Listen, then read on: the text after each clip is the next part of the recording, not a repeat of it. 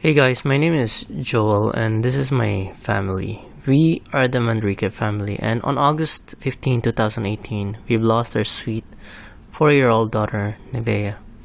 After the passing of my sweet daughter, my eyes were open to grief. So it hurts me to see families, relatives, friends go through this tragedy, go through the loss of a loved one. And now that I know the feeling of grief, I ask myself a question: how can I help? So in this video, we are going to look at how can we help someone who is grieving.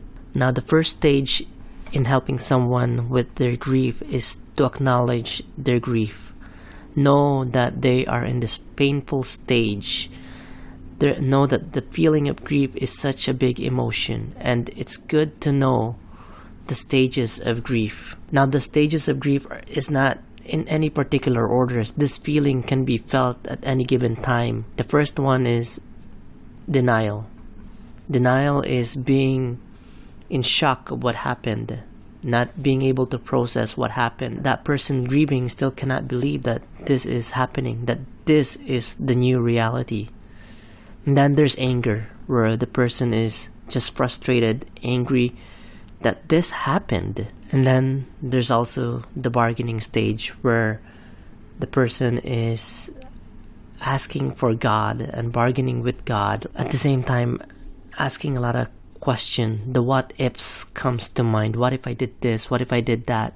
Then there's also the depression, where a person is trying to isolate himself or herself from the world, trying to isolate other people.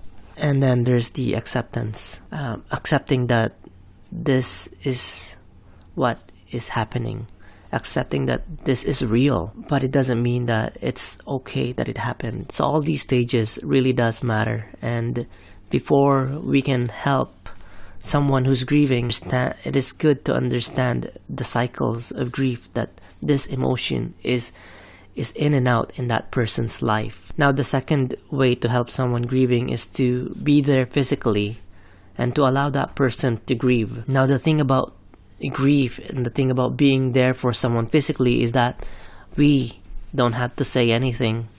And if anything, we should try to avoid these words, the word "at least," because it devalues that person's feeling. And avoid saying "you are strong." Now, the person who's grieving already knows that he is trying to be strong, but he is actually weak in this situation, but doing everything that he can to be able to go through life.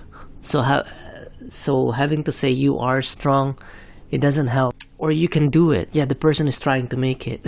You don't have to tell this person that you can do it, or there is a reason for everything. Again, the best thing to do is just to be there, stand close to that person and say, I am here for you and I care about you. The person who's grieving is already carrying this big, heavy load in his back or her back. And so the best thing we could do is really not to say anything, because no amount of words can actually comfort that person, but allow that person to grieve and know that, to let that person know that it's okay to grieve. The third ways we can help someone grieving is to listen, and then listen some more. Sometimes actions matters more than words, and the best way we can help them is to provide food or offer to run some errands for them, groceries, or whatever you can do for them in terms of services. Or sometimes it can be as easy as helping them with the household chores. When I was grieving, our neighbors was basically doing our yard.